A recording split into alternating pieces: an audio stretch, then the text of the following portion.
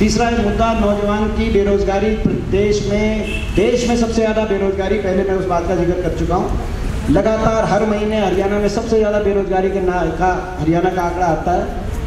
और बेरोजगारी दूर करने की बात तो दूर की बात है, ना तो निवेश हो रहा निजी क्षेत्र में और सरकारी क्षेत्र में छटनियाँ जारी हैं। तो पीटीआई हटाई जा रहे हैं, अभी ड्राइंग टीचर को हटाने का फैसला ले लिया गया है। तो ये आपके सामने है। तो तीसरा ये मुद्दा नौजवान की देश में रिकॉर्ड बेरोजगारी का। चौथा कानून व्यवस्था का मुद्दा हम लोगों के बीच में लेके गए, जो अपराध दर में देश में नंबर 1 हरियाणा पहुंचा है। पांचवा, गरीब आदमी के लिए जो जन कल्याणकारी नीतियां हमारे समय चल रही थी, उन नीतियों को बंद करने का काम सरकार ने किया। हमें छत्तीस बिरादरी का साथ मिला। गरीब आदमी ने, छत्तीस बिरादरी में गरीब परिवारों ने हमारा बहुत साथ दिया इस चुनाव में। उसका एक कारण ये रहा कि बहुत सी योजनाओं को, नीतियों को सरकार ने बंद कर दिया। इंदिरा आवास योजना, मकान की योजना बंद कर दी सरकार ने। मनरेगा की योजना की स्कीम आदि कर दी सरकार ने। दाल रोटी की स्कीम पहले बंद हो चुकी थी। 100 गज के प्लॉट की स्कीम और जो कॉलोनीज बनती थी गाँव में 100 गज के प्लॉट के आधार पर, वो स्कीम खत्म कर दी सरकार ने। टंकी टूटी की योजना बंद करके लोगों के हाथों में बिल थमा दिए पानी के सरकार ने। तो हमें जो है ये पांचवा हमारा मुद्दा था। छठा और महत्वपूर्ण मुद्दा, एक मुद्दा छठा जो मुद्दा रहा वो जेजेपी ने जो सरकार को समर्थन देने का फैसला किया था, जमुना पार नारा देकर अपने आप को कुर्सी का यार साबित किया था। अपने मतदाता के विश्वास को तोड़ने का काम किया था। विश्वासघात कर पीठ में छुरा भोगने का काम स्वयं के मतदाता से किया था, क्योंकि इससे बड़ी राजनीतिक अनैतिकता का उदाहरण शायद ही देश में कोई देखने को मिले। हमने लोगों को कहा कि अगर जेजेपी ने सही समर्थन दिया है भाजपा को, तो आप उनके पक्ष में वोट दें, और अगर गलत दिया है तो हमारे पक्ष में वोट दें। ये गठबंधन अगर नैतिक है तो आप सरकार को दें, और ये गठबंधन अगर अनैतिकता के आधार पे स्थापित किया गया है कि वोट किसी और नाम से ली गई और सपोर्ट किसी और को जाके चंडीगढ़ में रातों रात सौदे और डील करके दिए गए, तो आप हमारा साथ दें। क्योंकि राजनीति में नैतिकता की एक बड़ी लड़ाई है। क्योंकि लोगों के साथ इस तरह से विश्वासघात किया जाएगा तो फिर क्या लोकतंत्र रहेगा। कल को कोई भी किसी नाम से वोट लेके किसी और को सपोर्ट कर सकता है। तो लोगों ने पूरी तरीके से जेजेपी के स्टैंड को नकारते हुए बड़ी चोट, वोट की चोट, इस फैसले को नकारते हुए वोट की चोट लोगों ने दी। तो अब स्पष्ट है, ये हमारे जो मैंने कहा ये 6-7 मुख्य मुद्दे थे, जिन मुद्दों को लेके हम लोगों के बीच में गए, और लोगों ने इन मुद्दों पर हमारा साथ दिया। और लोगों का हम बहुत बहुत धन्यवाद करते हैं कि ऐसे समय में जब 4 साल सरकार के बचे हों, हाँ जब वो भी निकल रहे हैं 4 साल सरकार के बचे हों और सरकार ने अपने सारे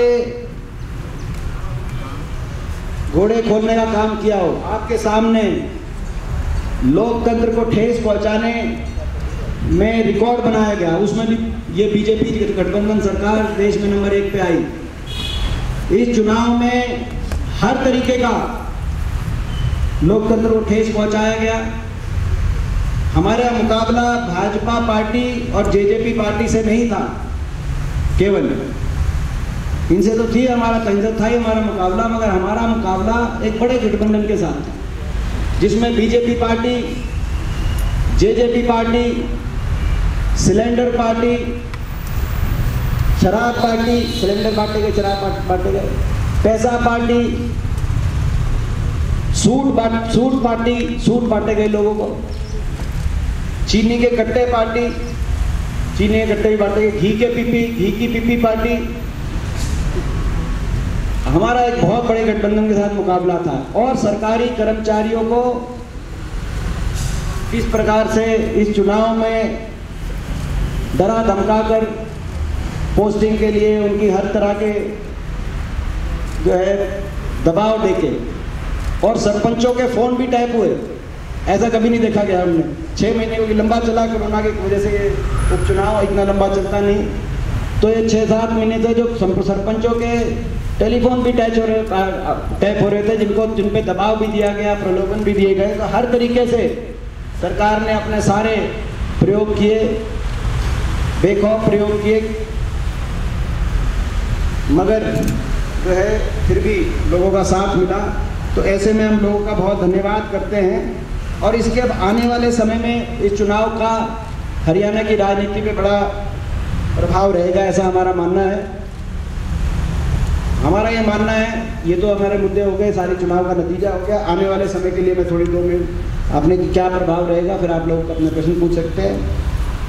आने वाले समय में जिस दिन ये बड़ौदा की गिनती समाप्त हुई थी, हमारा मानना है उसी दिन इस गठबंधन सरकार की उल्टी गिनती शुरू हो गई। कल हम जब शपथ समारोह से बाहर निकल रहे थे तो आपके कुछ साथी पूछ रहे थे कि भाई आप कह रहे थे कि सरकार हिलेगी, सरकार कैसे हिलेगी, पूछा था। तो वो सरकार ऐसे हिलेगी कि आपने देखा होगा कि इस गठबंधन में अविश्वास की दरार नतीजे के साथ ही आ गई। और वो कैसी दरार है मैं बताता हूं आपको। एक दरार तो है बीजेपी की और जेजेपी की। मुख्यमंत्री जी का क्या बयान है कि जेजेपी की वोट उनको ट्रांसफर नहीं हुई, अविश्वास की दरार। तो जिस गठबंधन में अविश्वास की दरार आ जाए, जिस इमारत में, जिस दीवार में दरारें आ जाएं, सरकारी नियम है, सरकारों ने बनाया है कि अगर किसी इमारत में, किसी सरकारी इमारत में दरार आ जाए तो असुरक्षित घोषित हो जाती है, यानी कभी भी गिर सकती है। कोई घटनाक्रम हो जाए तो बहुत इमारतें गिर जाती हैं। तो ये इसमें भी अब अविश्वास की ऐसी दरार आ गई कि असुरक्षित गठबंधन ये घोषित हो चुका है। जेजेपी का क्या स्टैंड है इस बारे में हम पूछना चाहते हैं। क्या मुख्यमंत्री जी की बात सही है कि उनकी कोई वोट उनको ट्रांसफर नहीं हुई? क्या जेजेपी के नेता इस बात से सहमत हैं?